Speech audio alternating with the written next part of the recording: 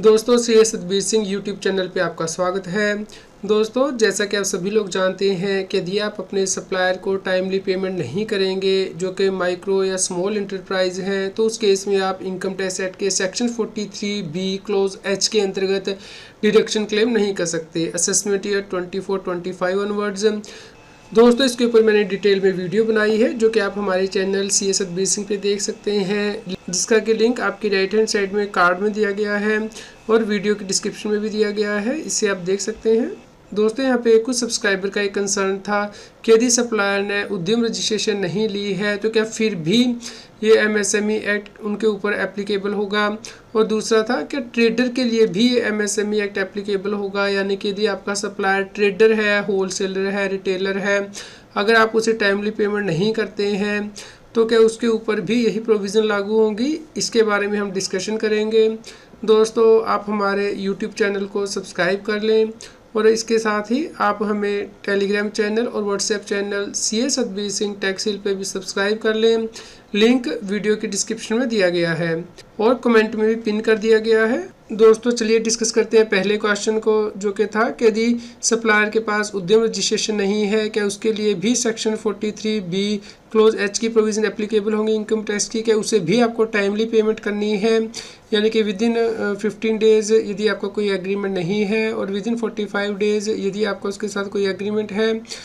या as per terms of agreement जो कि 45 डेज से एक्सीड नहीं कर सकता है, जिसके ऊपर के दोस्तों हमने ऑलरेडी डिटेल में डिस्कशन किया है अपने वीडियो में।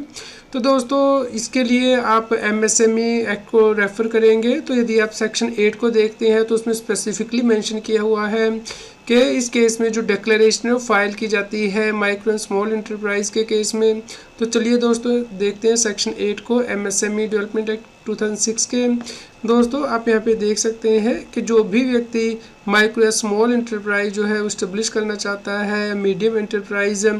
फॉर प्रोवाइडिंग और रेंडरिंग सर्विस, तो उस केस में दोस्तों उसे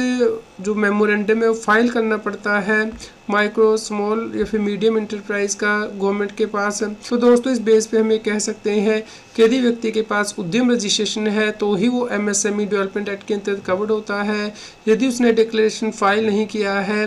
भले ही वो माइक्रो स्मॉल इंटरप्राइज के जो क्राइटेरिया उसे मीट कर रहा है, लेकिन फिर भी वो एमएसएमई एक्ट के अंतर्गत कवर नहीं है और उसके लिए सेक्शन 43B क्लोज एच की जो प्रोविज़न वो एप्लीकेबल नहीं होंगी। दोस्तों यदि आपका कोई दूसरा व्यू पॉइंट है तो आप हमें नीचे कमेंट करके ज़रूर बताएं। दोस्तों चलिए डिस्कस करते हैं दूसरा क्वेश्चन कि क्या ट्रेडर के लिए भी ये जो 43B क्लोज एच है इनकम टैक्स एक्ट का वो एप्लीकेबल होगा, यानी कि यदि आप उन्हें टाइमली पेमेंट नहीं करेंगे तो क्या वो डिसअलाउ कर दी जाएगी इनकम टैक्स में।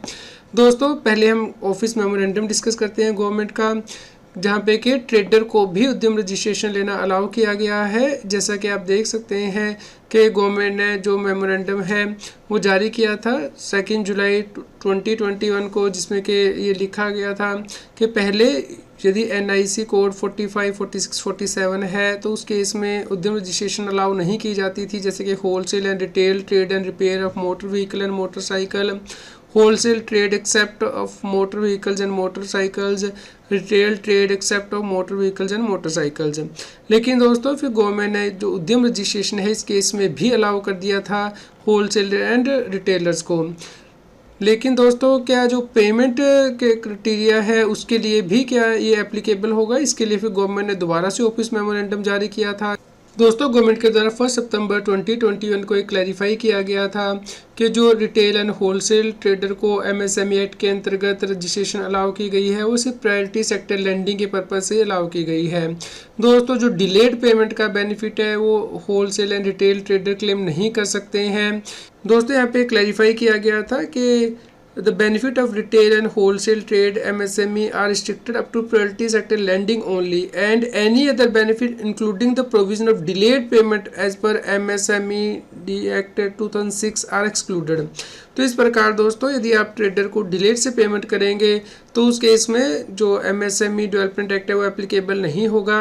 तो दोस्तों मैं यहाँ पे आपके लिए रिकैप कर देता हूँ कि यदि आप माइक्रो एंड स्मॉल इंटरप्राइज को टाइमली पेमेंट नहीं करेंगे तो उस केस में आप इनकम टैक्स एक्ट के अंतर्गत जो खर्चे की डिडक्शन है वो क्लेम नहीं कर सकते हैं, और इसके लिए सप्लायर के पास उद्यम रजिस्ट्रेशन होना जरूरी है as per MSME development act 2006।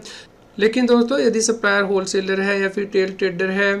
तो उस केस में जो प्रोविज़न है डिसअलाउंस की सेक्शन 43B क्लोज H